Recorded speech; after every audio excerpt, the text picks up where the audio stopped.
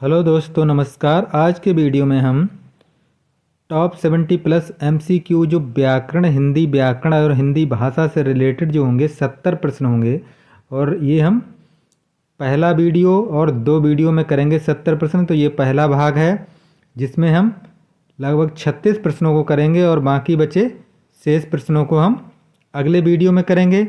तो आप कोई भी परीक्षा की तैयारी जो आने वाली यूपी पुलिस परीक्षा है, कांस्टेबल परीक्षा हो या SI हो, सभी के लिए बहुत ही महत्वपूर्ण प्रश्न ये हिंदी व्याकरण और भाषा के होंगे। अगर इससे पहले आपने चैनल सब्सक्राइब नहीं किया है तो हमारे चैनल को सब्सक्राइब कर लीजिएगा, और अगर हमारा वीडियो अच्छा लगे तो इसे लाइक और शेयर करिएगा। तो चलिए शुरू करते हैं। सबसे पहला प्रश्न है, हिंदी भाषा की लिपि। जो हमारी हिंदी भाषा है उसकी लिपि जो है वो देवनागरी लिपि में लिखी जाती है, जो बाएं से दाएं ओर लिखी जाती है। हिंदी भाषा में बोलियों की संख्या, जो हिंदी भाषा है इसमें बोलियों की संख्या जो वर्तमान में है वो 18 है। सी विकल्प सही हो जाएगा। हिंदी भाषा का कौन सा रूप मानक हिंदी के रूप में स्वीकार किया गया है? जो खड़ी बोली है ये लगभग 200 वर्ष पहले ये एक बोली थी, लेकिन अब इसको हिंदी के मानक भाषा के रूप में स्वीकार किया गया है, क्योंकि ये व्याकरण रूप से परिष्कृत हो चुकी है। इसलिए इसका सी विकल्प सही हो जाएगा।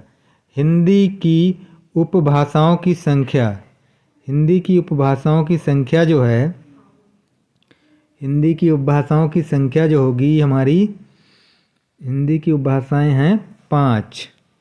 ये डी विकल्प सही हो जाएगा। इसमें 5 हैं हिंदी की उपभाषाएं जो हैं वो 5 हैं। अगला हो जाएगा पांचवा, हिंदी भाषा के वर्तमान स्वरूप को विकसित और संस्कारित करने में महत्वपूर्ण योगदान दिया। किसने महत्वपूर्ण योगदान दिया है? तो ये खड़ी जो इसमें दिया है, जो हिंदी भाषा के लेखकों के नाम दे रखे हैं, तो इनमें सबसे ज़्यादा महावीर प्रसाद द्विवेदी का योगदान है। बी विकल्प सही हो जाएगा, महावीर प्रसाद द्विवेदी। भाषा शब्द की उत्पत्ति किस धातु से हुई है? संस्कृत में जो क्रिया होती है उसे धातु कहते हैं।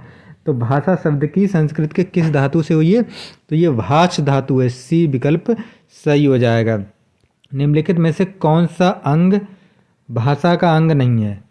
भाषा का अंग इनमें से ध्वनि होती है, भाषा का शब्द भी है, ध्वनि भी है, वाक्य भी है, लेख नहीं है। तो डी विकल्प सही हो जाएगा। भाषा की न्यूनतम मूलभूत इकाई कौन सी है?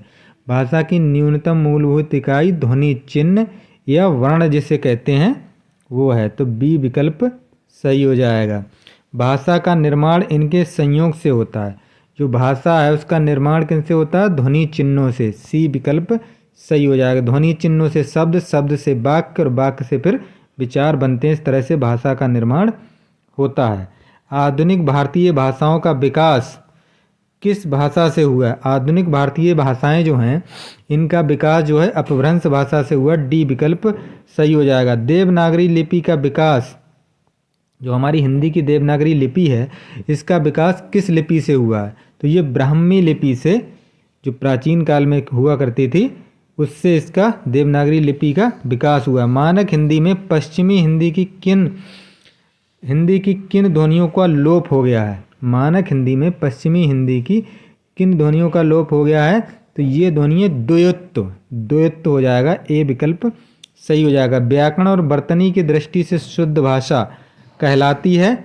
व्याकरण और वर्तनी की दृष्टि से वो शुद्ध भाषा, तो उसे हम स्टैंडर्ड लैंग्वेज या मानक भाषा कहते हैं। आज संचार माध्यमों में हिंदी भाषा के किस रूप का प्रयोग किया जाता है? तो हिंदी भाषा का जो रूप है वो किसका आज संचार के माध्यम में हिंदी का जो मानक भाषा का प्रयोग किया जाता है संचार के माध्यम में। सी विकल्प सही हो जाएगा।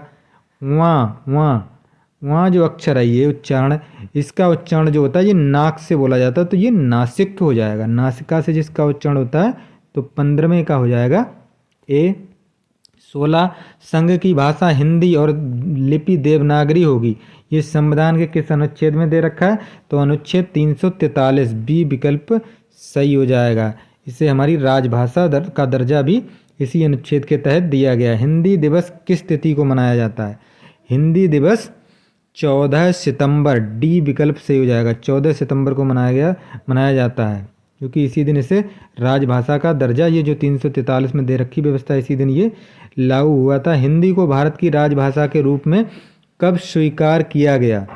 भारत को राजभाषा के रूप में जब स्वीकार किया गया तो वो 14 सितंबर डेट थी, और 14 सितंबर की डेट को कौन सा साल था? 1949।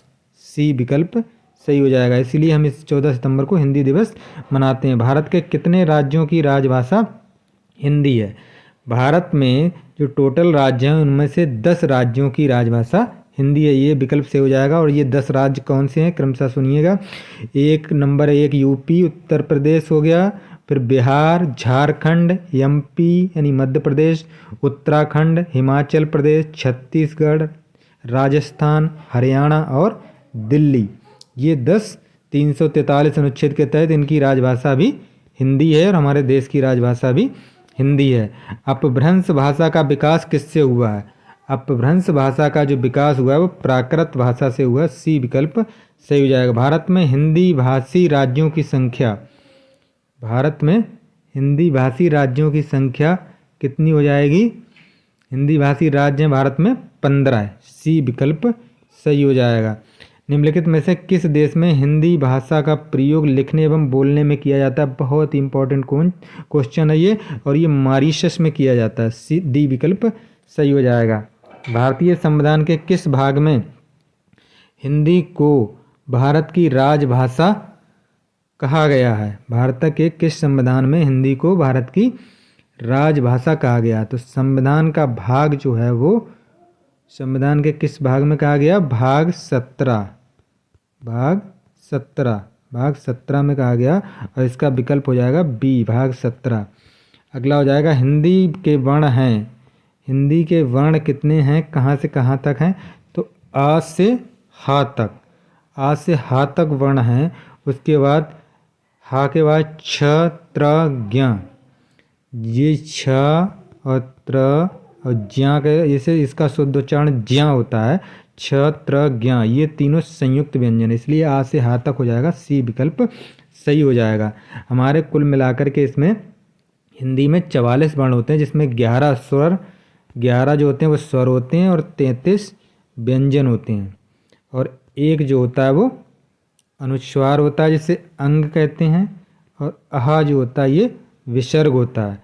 उसके बाद 2 होते हैं, 2 हमारे द्विगुण व्यंजन होते हैं, ड़ा और ढा, ड़ा और ढा, ये द्विगुण व्यंजन होते हैं। और बाकी छ, त्र, ज्ञ, श्रा, ये संयुक्त व्यंजन होते हैं।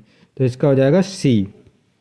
हिंदी वर्णमाला में अयोगवाह वर्णों की संख्या, हिंदी वर्णमाला में अयोगवाह वर्णों की संख्या क्या है?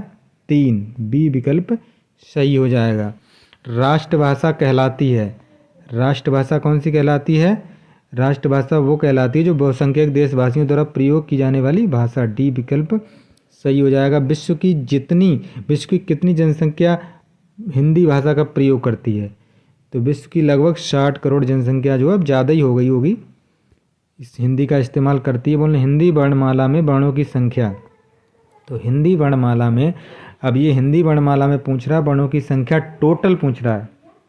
टोटल अगर इसमें पूछ रहा है तो टोटल हो जाएगी 52, 11 स्वर प्लस 33 व्यंजन प्लस जो हमारे हो गए 1 अनुस्वार, 1 विसर्ग प्लस 2 द्विगुण, जो हो गए द्विगुण होते हैं ड़ा और ढा व्यंजन, और 4 हो गए हमारे संयुक्त व्यंजन। तो 11, 44, 45, 46 और 2 48 और 4 टोटल हो गए हमारे 52। तो हो जाएंगे अक्षर हिंदी वर्णमाला में टोटल 52। हिंदी वर्णमाला में स्वरों की संख्या, हिंदी वर्णमाला में स्वरों की संख्या है 11 है।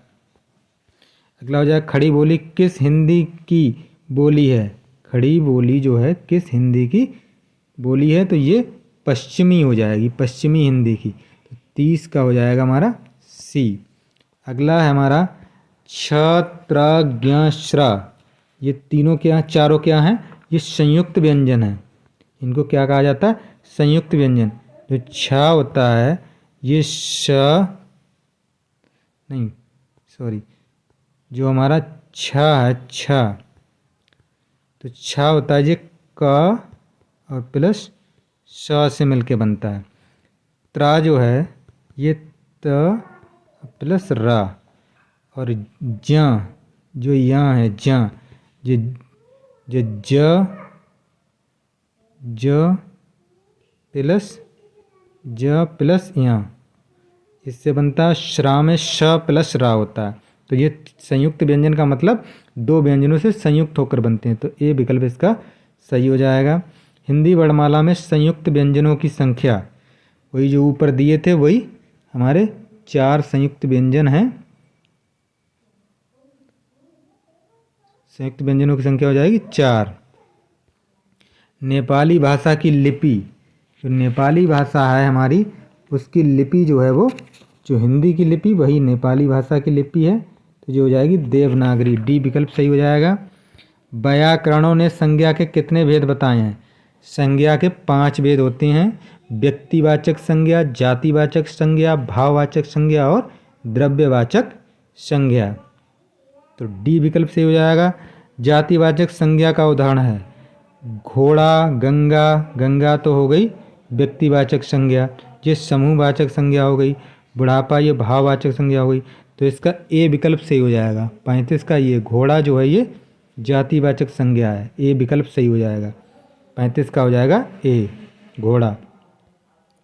हरियाली शब्द जो है, हरियाली शब्द है क्या है ये?